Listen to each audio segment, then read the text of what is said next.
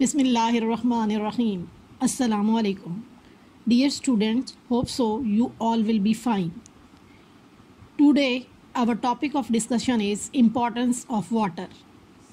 आज हम पढ़ेंगे इम्पॉर्टेंस ऑफ वाटर के बारे में और उसकी प्रॉपर्टीज़ डिस्कस करेंगे। सबसे पहले चंद एक पॉइंट्स यहाँ पे सामने शो हैं स्लाइड के ऊपर कि water is the medium of life. अब ये मीडियम ऑफ लाइफ क्यों है? ये मीडियम ऑफ लाइफ इसलिए है कि तमाम लिविंग ऑर्गेनिजम्स, प्लांट्स हैं, एनिमल्स हैं या माइक्रोब्स हैं, उनके बॉडी का मेजर पार्ट जो है वो वाटर से कंपोज्ड ऑफ होता है। जो एवरेज रेंज ली गई है डिफरेंट ऑर्गेनिजम्स के अंदर वाटर की, वो रेंज एवरेज है 65 to 89%। 65 to 89% डिफरेंट ऑर्गेनिजम्स के अंदर जो वाटर है पाया जाता है। अगर हम ह्यूमन बॉडी सेल की बात करें तो जो बोन सेल होते हैं ह्यूमन बॉडी के, उनके अंदर 20% वाटर मौजूद होता है, जबकि ब्रेन सेल्स जो होते हैं वो 85% वाटर कंटेन करते हैं। इसके अलावा जितने भी केमिकल रिएक्शंस हैं जो सेल के अंदर हो रहे हैं, मेटाबॉलिक रिएक्शंस हैं या कैटाबॉलिक रिएक्शंस हैं, वो सारे के सारे in the presence of water होते हैं। In the presence of water होना क्यों ज़रूरी है, या वो प्रेजेंस ऑफ वाटर क्यों ज़रूरी है रिएक्शंस के लिए? क्योंकि तमाम रिएक्शंस के अंदर एंजाइम्स इन्वॉल्व होते हैं और एंजाइम्स जो होते हैं वो हमेशा पानी की मौजूदगी में या एक्वस मीडिया के अंदर क्या करते हैं? एक्ट करते हैं। इसलिए हम कहते हैं कि जितने भी रिएक्शंस हैं सेल के अंदर या लिविंग ऑर्गेनिजम्स के अंदर वो पानी की मौजूदगी में होते हैं। सम टाइम चंद एक बायोकेमिकल रिएक्शंस ऐसे होते हैं जिनमें डायरेक्टली वाटर जो है वो इन्वॉल्व होता है। यहाँ पे एग्जांपल है कि hydrolysis of the macromolecule. Hydrolysis of macromolecule का मतलब ये है कि जब लार्जर मॉलिक्यूल्स ब्रेक डाउन होके स्मॉलर मॉलिक्यूल्स में चेंज होते हैं तो वो by the addition of water molecule होते हैं, यानी मैक्रो मॉलिक्यूल में वाटर ऐड होगा और वो फिर क्या होंगे? ब्रेक होके स्मॉलर मॉलिक्यूल के अंदर चेंज हो जाएंगे। इसको हम बोलते हैं hydrolysis of the macro molecule. इसके अलावा फोटोसिंथेसिस देखें। फोटोसिंथेसिस के अंदर रॉ मटेरियल के तौर पर वाटर इस्तेमाल होता है कि वाटर प्लस कार्बन डाइऑक्साइड दोनों मिलेंगे, यानी मीन्स इनऑर्गेनिक कंपोनेंट्स मिलेंगे तो वो ऑर्गेनिक कंपोनेंट जिसको आप ग्लूकोज कहते हैं जो ड्यूरिंग फोटोसिंथेसिस बनता है वो बनेगा। अब वाटर इसका मतलब हुआ रॉ मटेरियल के तौर पे फोटोसिंथेसिस के अंदर इन्वॉल्व हो रहा है। अब हम देखते हैं चंद एक प्रॉपर्टीज़ जो आपकी बुक में पेज नंबर 19 पर डिस्कस की गई हैं। नंबर 1 पे solvent properties, second heat capacity, third one is the heat of vaporisation, fourth one is the ionisation of water and fifth one is the protection. अब बारी बारी हम इनको डिस्कस कर लेते हैं। फर्स्ट प्रॉपर्टी जो हम वाटर की डिस्कस करने जा रहे हैं वो सॉल्वेंट प्रॉपर्टी।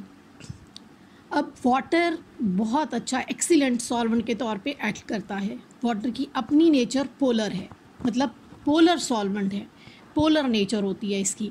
इसलिए जितने भी पोलर सब्सटेंसेस हैं, सॉल्ट्स हैं या सोल्यूट्स हैं, उनके लिए ये एक्सीलेंट सॉल्वेंट के तौर पे एक्ट करता है। अगर हम आयनिक सब्सटेंसेस की बात करें, पोलर सब्सटेंसेस से हट के आयनिक सब्सटेंसेस की बात करें तो आयनिक सब्सटेंसेस भी वाटर के अंदर डिज़ोल्व हो जाते हैं और डिज़ोल्व होने के बाद वो डिसएसोसिएट हो जाते हैं into positive and negative ion. जैसे कि आप सोडियम क्लोराइड इसमें एग्जांपल ले सकते हैं कि सोडियम क्लोराइड जो है वो सोडियम और क्लोराइड आयन में चेंज हो जाएगा। इसी तरह से जितने भी नॉन आयनिक सब्सटेंसेस होते हैं उनके अंदर भी चार्ज ग्रुप प्रेजेंट होते हैं और वाटर मॉलिक्यूल के अंदर डिस्पर्स हो जाते हैं। इसीलिए कहा जाता है कि जो सोल्यूशन फॉर्म होती है उसमें ions and molecules randomly move करते रहते हैं और ये बेस्ट फेवरेबल स्टेट होती है कि जो किसी भी सोल्यूशन के अंदर आयन्स या मॉलिक्यूल्स मौजूद हैं ये दूसरे आयन्स या मॉलिक्यूल्स के साथ रिएक्ट करने की प्रॉपर्टी रखते हैं। इसी वजह से कहा जाता है कि जो वाटर है उसके अंदर ये प्रॉपर्टी होती है कि वो लिविंग ऑर्गेनिजम्स के अंदर एक्वस मीडिया प्रोवाइड करता है फॉर द रिएक्शन। इसी तरह से लास्ट स्लाइड के अंदर मैंने मेंशन किया कि हमेशा जितने भी कैटाबॉलिक या एनाबॉलिक रिएक्शंस या केमिकल रिएक्शंस सेल के अंदर या ऑर्गेनिजम्स के अंदर होंगे वो due to presence of enzymes होंगे और एंजाइम्स भी हमेशा एक्वस इन्वायरमेंट के अंदर वर्क करते हैं। नेक्स्ट हम देख लेते हैं जो नॉन पोलर ऑर्गेनिक मॉलिक्यूल्स होते हैं यानी जो ना आयंस में चेंज होते हैं ना उन पे चार्जेस आते हैं लाइक फैट मॉलिक्यूल्स, वो इस वजह से क्योंकि वो इनसॉल्युबल होते हैं वाटर के अंदर। तो उनका क्या रोल होता है, उनका ये बॉडी के अंदर या लिविंग ऑर्गेनिज्म के अंदर ये रोल होता है कि due to insolubility in water वो क्या करते हैं, वो सेल की जितनी भी मेम्ब्रेन्स होती हैं जो कि कंपार्टमेंट्स ऑफ द सेल बनाती हैं, लाइक सेल मेम्ब्रेन हो गई, न्यूक्लियर मेम्ब्रेन हो गई, या डिफरेंट ऑर्गेनेलीज जो मेम्ब्रेन से कंपोज्ड ऑफ होते हैं, उनको मेंटेन करने में हेल्पफुल होते हैं। अब हम एक और प्रॉपर्टी वाटर की डिस्कस करते हैं, वो है हीट कैपेसिटी। वाटर के अंदर एबिलिटी होती है कि वो हीट को एब्जॉर्ब करता है, लेकिन एब्जॉर्प्शन के बाद वाटर के टेम्परेचर में बहुत मिनिमम चेंज आता है। सामने आपके एक डायग्राम शो हो रही है, इसमें दो मटेरियल लिए गए हैं, कंपैरिजन एक्चुअली किया गया है। इसमें वाटर और सैंड लिया गया है और same amount of heat energy provide की गई है। दोनों साइडों पे आपको थर्मामीटर्स नज़र आ रहे होंगे। एक थर्मामीटर पे टेम्परेचर कम राइज़ हुआ है, दूसरी साइड पे टेम्परेचर ज़्यादा राइज़ हो गया है। अब जहाँ पे कम टेम्परेचर राइज़ हुआ है ये शो कर रहा है rise in temperature due to heat in water, और दूसरी साइड पे rise in temperature due to heat in sand.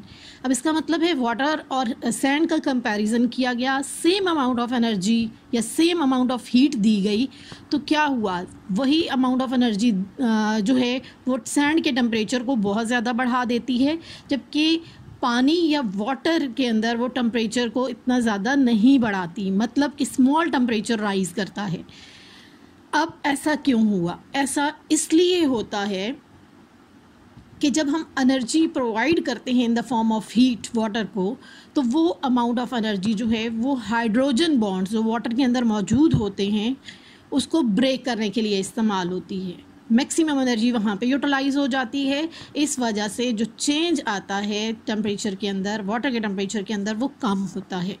इसीलिए कहा जाता है कि वाटर जो है वो वर्क करता है as a temperature stabiliser in living organism, मतलब कि लिविंग मटेरियल को ये प्रोटेक्ट करता है against the sudden thermal changes. अब इसकी प्रॉपर हम डेफिनेशन देख लेते हैं। प्रॉपर डेफिनेशन हीट कैपेसिटी की क्या होती है वो मैंने आपको समझाने के लिए सारा एक्सप्लेन किया है कि इसका मतलब, इस टर्म का मतलब क्या है और वाटर में ये किस तरह से वर्क करती है। अब इसकी प्रॉपर जो डेफिनेशन है वो हम देख लेते हैं। जब हम अमाउंट ऑफ एनर्जी या हीट हम दे रहे होते हैं, हमेशा हीट को हम मेजर करते हैं या एनर्जी को मेजर करते हैं कैलोरीज के अंदर। सेकेंड पॉइंट्स में आप चेक करें, इसकी प्रॉपर डेफिनेशन है, the specific heat capacity of water is the number of calories required to raise the temperature of 1 gram of water from 15 degree to 16 degree, that is 1।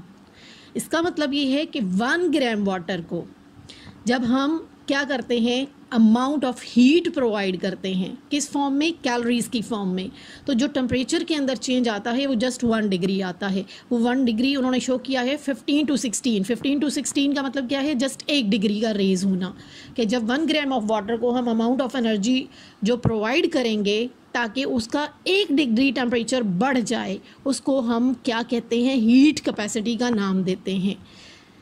अब हम discuss करते हैं heat of vaporisation को, कि heat of vaporisation क्या होता है।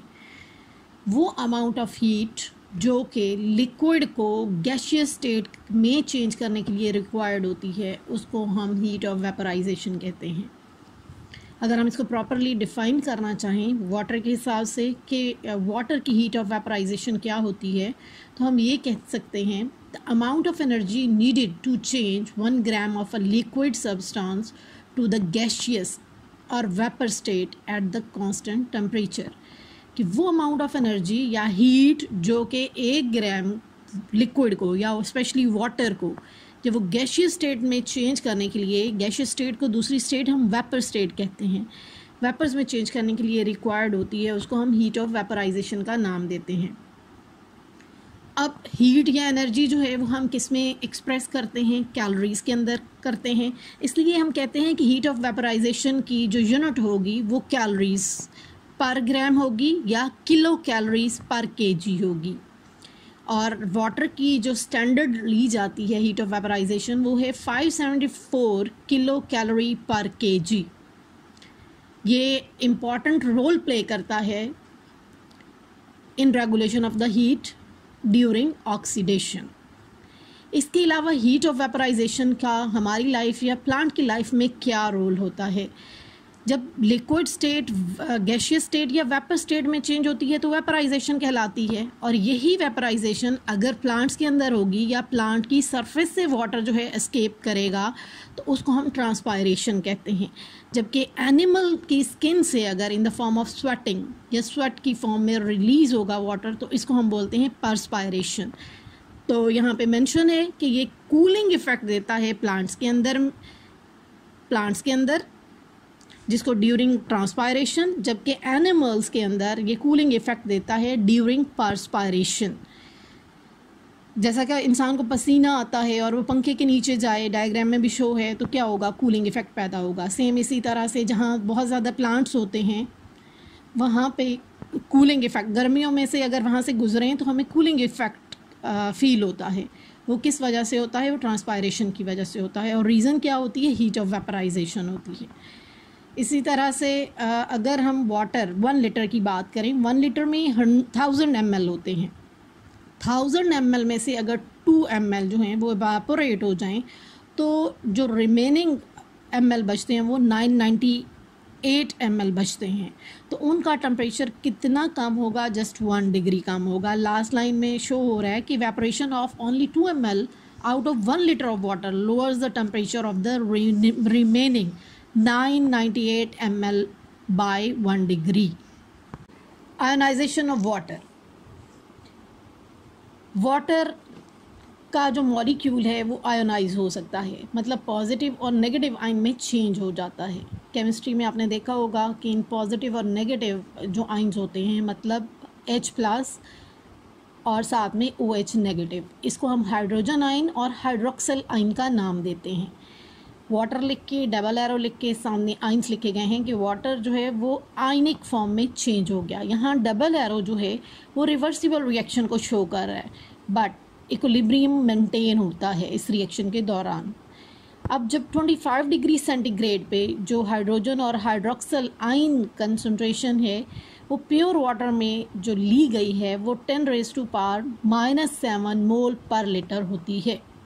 अब हाइड्रोजन और हाइड्रोक्सिल आयन हमेशा अफेक्ट करते हैं तमाम रिएक्शंस में जो सेल में इन्वॉल्व होते हैं, क्योंकि लिविंग ऑर्गेनिज्म के अंदर वाटर मेजर, हम पहले भी डिस्कस कर चुके हैं, मेजर कंपोनेंट होता है और मैक्सिमम अमाउंट में पाया जाता है।